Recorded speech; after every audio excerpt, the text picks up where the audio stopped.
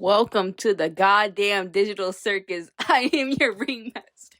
Sorry, that audio is like stuck in my head right now. Welcome to my closet. I'm your host, Sacred Heinz. Hi. How are y'all doing today? The Major Digital Circus episode went really good, actually. I was not expecting a lot of people to really like that episode. I was low-key rewatching it by myself. I was just like, low-key, I was kind of like spitting facts. Today we are going to be discussing something intriguing, something malicious, even. Sans Undertale AUs. Yeah! Oh, wait. We are going to be talking about Sans Undertale. Ready? Undertale fans in chat. I know a few of you. Have Toby Fox on the follow list on Twitter. I know that for sure. Sans Undertale. Who was that? Undertale, I believe it was made in like 2015 or something. It's basically like this sandbox game, and it's basically just this fun little game with little critters, and you're just a pacifist, really. And my favorite part about the whole game is that damn skeleton. That damn skeleton. He knows what he's doing. That damn skeleton. To be in the era of Sans Undertale fangirls was like watching the Mona Lisa be painted. It is truly a moment in our time, which I think we'll never really get back to. I think the closest we've ever had is low-key Jax from the Major Digital Circus. I feel like such a chud mentioning this. Okay, I had this incident at the airport. Not even an incident. It was just like I was talking to this person and they had like a Deltarune merch on, and I was just like, my people. And she told me this. She thought I wasn't really into this kind of stuff, and I was just like, I used to roleplay being Frisk from Undertale in my elementary school. That probably shows my age. That probably shares my age a lot. Sorry, the budget it went on this piece of paper. So Sans Undertale has a very special place in my heart, and talking to this girl about like Undertale and all this stuff, and like Hospital Tale and all these like niche indie stuff, and I just felt like such a loser, but like it was so refreshing because it's just I realized that like I don't really show my weird side anymore. I feel like I really conform to like being basic to really get ahead, to really like not get bullied anymore. Because I wasn't necessarily, I guess I was kind of bullied. I just never really realized it. I was such a weird individual. I was a very weird kid, and that's not to be like I was such a weird and I was such a nerd. Like, I'm not trying to be like that, but I was strange. I probably shouldn't get into like what I used to do as a kid.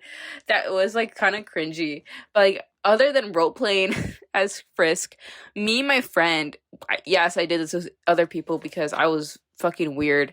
But I was free though. I was really happy as a kid because I used to role play. I made a whole comic based on my Undertale AU called Grown Tale. And I don't really mention this a lot, but it was inspired by City Bear 03. And if you know who City Bear 03 is, she's a very questionable person and weirdo. She is a weird fucking person. And I used to look up to her as a kid. Obviously do not anymore. But her old art was really inspiring as a kid because of just like there's this one video of Scootaloo and in different AUs, and like I genuinely took so much inspiration from that. I was really obsessed with how like her like depiction of Scootaloo, even though I didn't understand the lore like of Scootaloo because like I was literally like 9. I was like super young watching this content, And I think Cindy Bear was like 13 or 14 at the time, which is crazy because we're both almost, wait, she's 4 years older than me, I think. So she would have been like 13 at the time. And it's just the concept of City Bear '03 being like my main inspiration. And like it's so sad to see her now because it's just like to see what kind of person she's become and just weirdo individual that talks to fans and like especially minor fans. It's just so fucking weird and that like this is a whole tangent I'll probably get into in like a future episode of just like talking about stuff like this. It's so disheartening to see curators like harm their fans and it's just like and it traumatized the victim.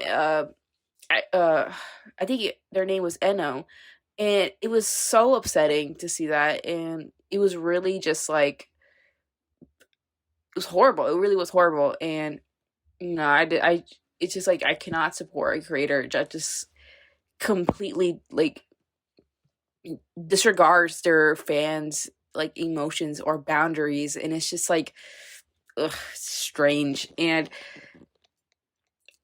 it's like it's horribly nostalgic to see Sans Undertale fangirl content because on one hand it was a moment in time. It really was just like a beautiful piece of media. But like like half the people now that made that shit currently are just fucking weird. Especially like Birdie and City Bear and who else? I can't remember who else was weird. There probably are some people. I just don't remember, and I don't feel comfortable outright stating these people are weird without really knowing like their stuff like that well.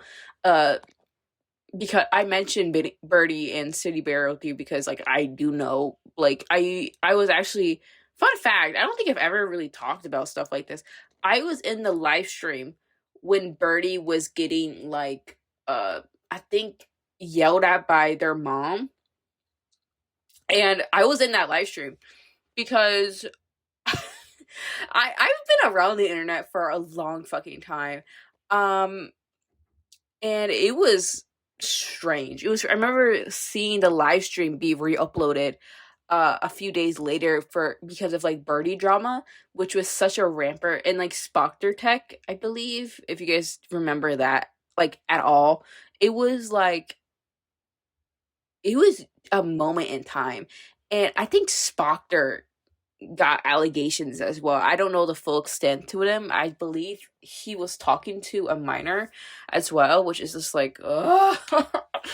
It was just like so fucking strange. Why are you talking to, why can't you guys just talk to people in your age groups? It's such a weird concept to me.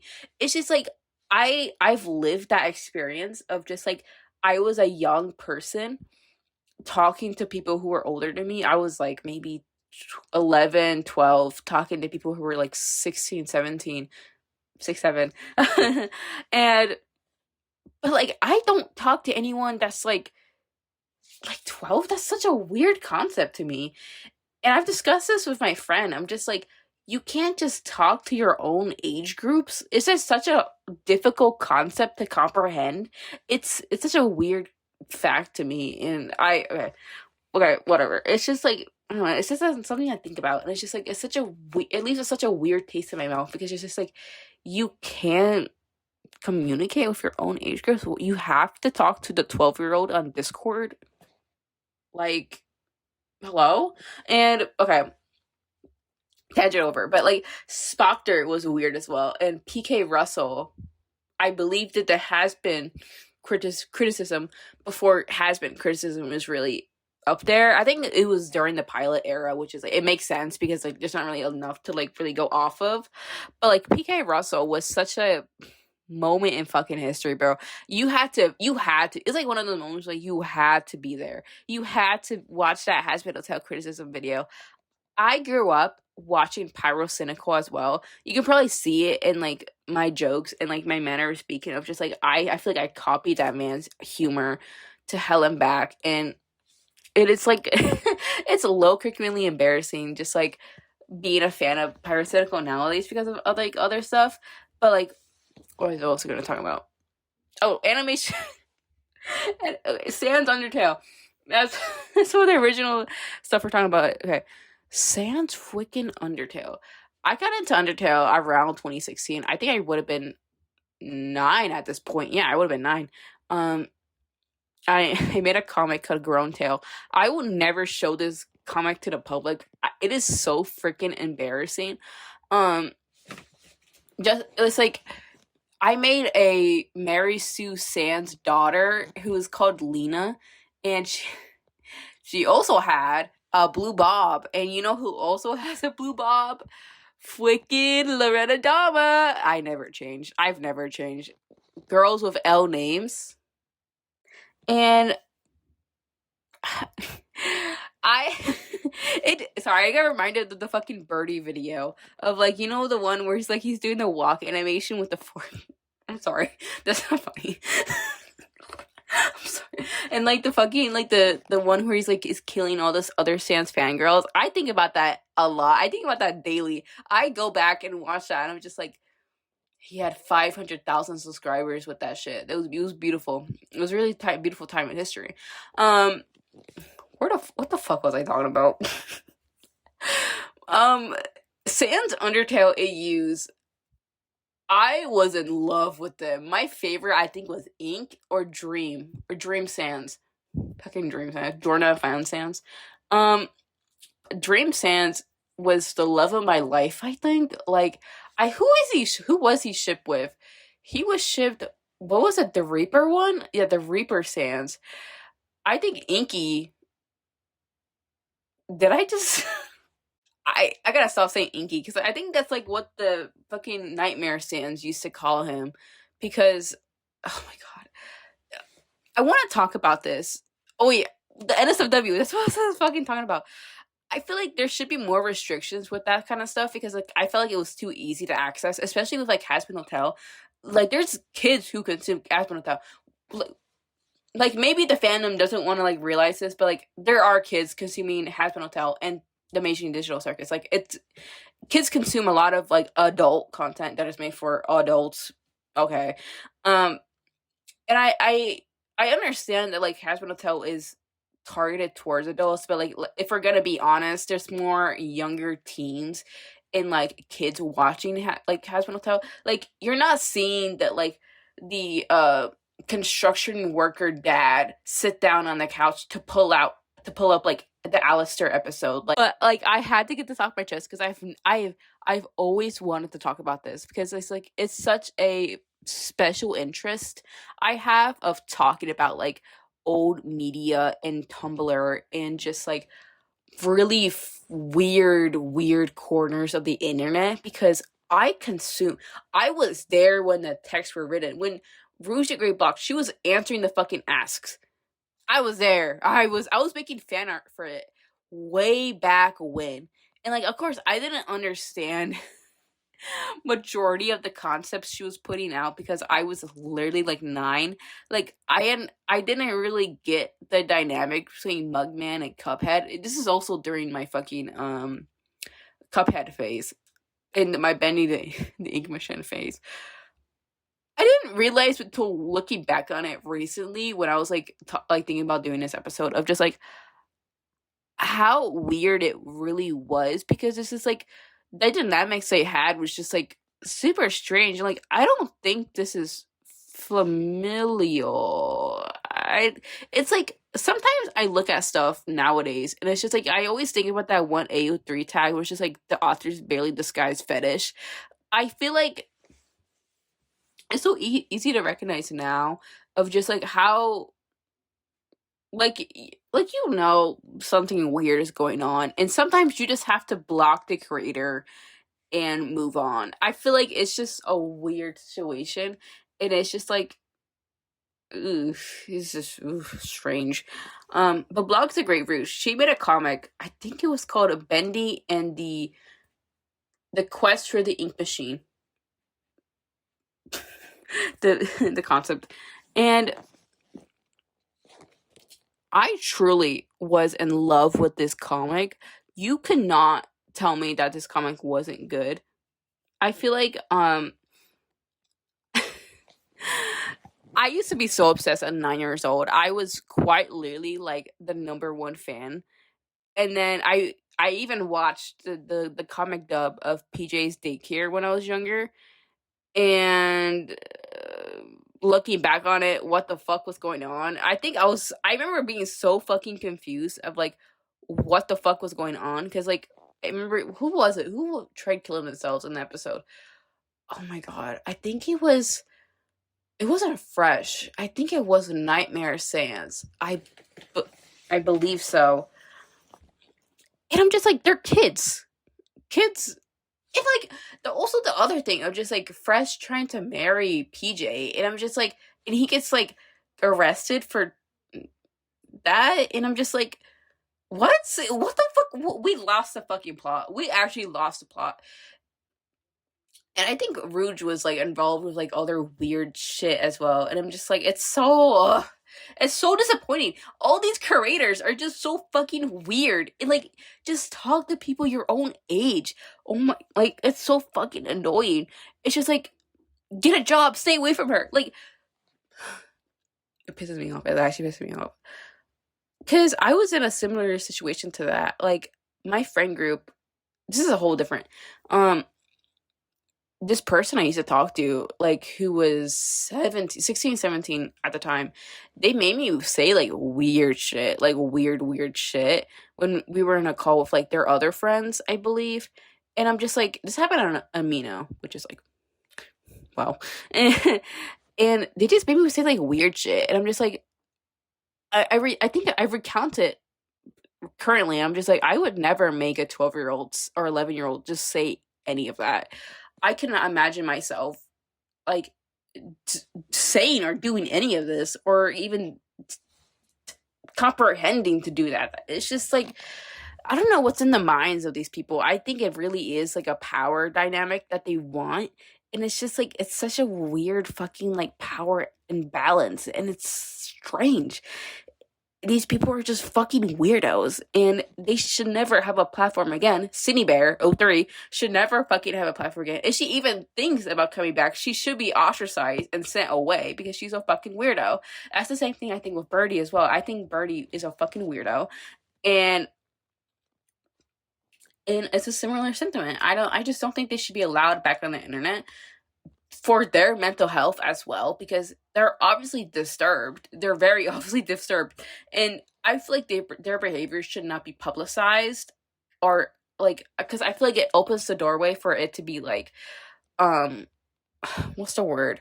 Sympathized, or not sympathized. What's the word for it? Allowed, or excusable. Like, I feel like there's gonna be ways for people to defend Birdie or Cindy's actions, and I feel like they should not be on our internet just due to the fact that like there could be supporters that defend these actions and normalize it.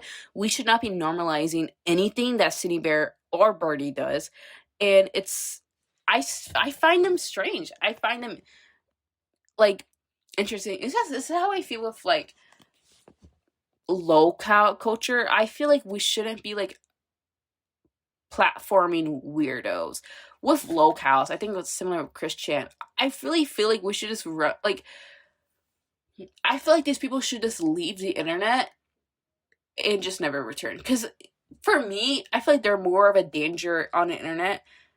Like, I feel like the internet is so vast that like they have like access to like younger people, and these people are so fucking strange and deranged. I feel like they should just not be on the internet in general, and I feel like we should not be platforming them, because I feel like it just allows them to be on the internet more and like interact with their fans more, and I think that's really weird. I think that's really strange. And something I noticed is just like, I don't know. I just feel like, wait, I want to take a water break. My mouth is getting dry. I don't know. I grew up as a fan for the longest time. I was a fan of a lot of different creators, and most of them turned out really fucking weird. Even I when I was like 10 years old, I think, yeah, this was like 2017. There was this Undertale artist, and they just joined Tumblr. I don't know if I could say their name, but like, I was 10. I think they were 19, 20. They were old. They were older than me. Um, and it was only till recently, that I found out on Tumblr because of and like Twitter that they were a groomer, and I'm just like, oh, it's a strange situation. It's just like the people I used to know are so just fucking strange and diluted, and I don't know. I think with Sand Undertale AUs and like the whole Undertale comic dub situations, I just feel like fandom culture has dwindled down to like people just arguing 24/7. And I feel like it's always been like that, I guess, of like the whole like My Little Pony shit where it's just like it was grown ass adults. Oh my god. Wait, I just remembered. Who was that fucking guy who did the animations? Oh my god, this is gonna kill me. Oh my god, I'm actually thinking about it. Who was the guy? Josh Animation. No, it's not Josh. It was something like James Animation. Was it James Animations? James Animated Animated James. I'm thinking about fucking Animated James, bro. Oh my god. Animated James. Who remembers Animated James?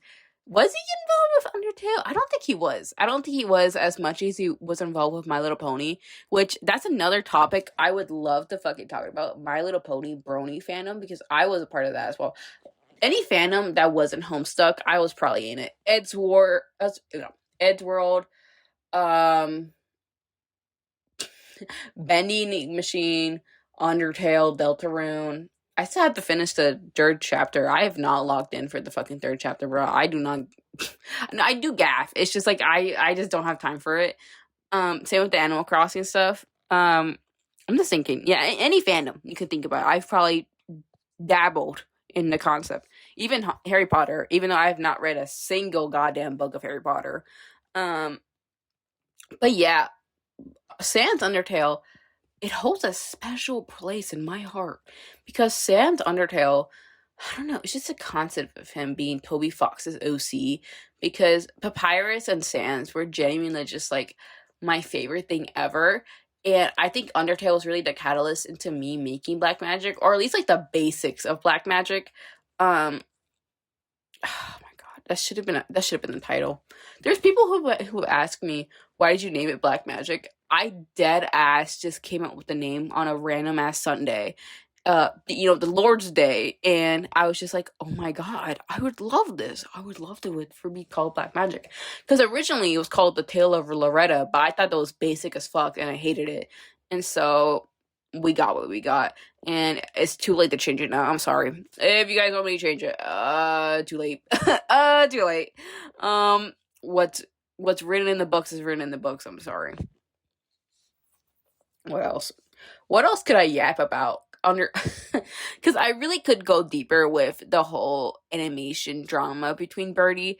Because why the fuck was he killing other Sans fangirls? I guess I could talk about that, of like the concept of Sans fangirls, because it's like all these girls, these these poor girls were just fighting over this damn skeleton that didn't even exist. He didn't even have that much content, I guess. I think it was like the megalovania of it all, of just like him ore farming guys. And like, I think Stronger Than You also helped a lot, and just like Stronger Than You, the creator came back, of the Chara version. I saw that shit and I was just like, this is so freaking epic. I love this, and I still think it's pretty cool.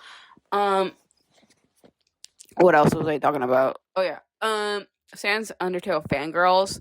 Scooter loves Sans. Cine Bear 03. Oh my fucking god, I just wish she wasn't a fucking weirdo.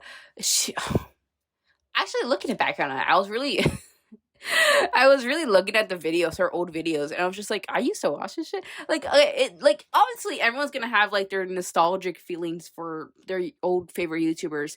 However, looking back on it, it's just like the content wasn't that good. I don't know if this is a hot take or not, but like I was looking at the Cine Bear like old lore videos, and I'm just like, this is the most contrived cookie cutter bullshit I've ever witnessed in my life, and I still agree. I still agree, and I don't know. I just feel like she was such an asshole all the time, and she really just had like she was like on a high horse. You get that vibe, right? Like she felt like she was like untouchable.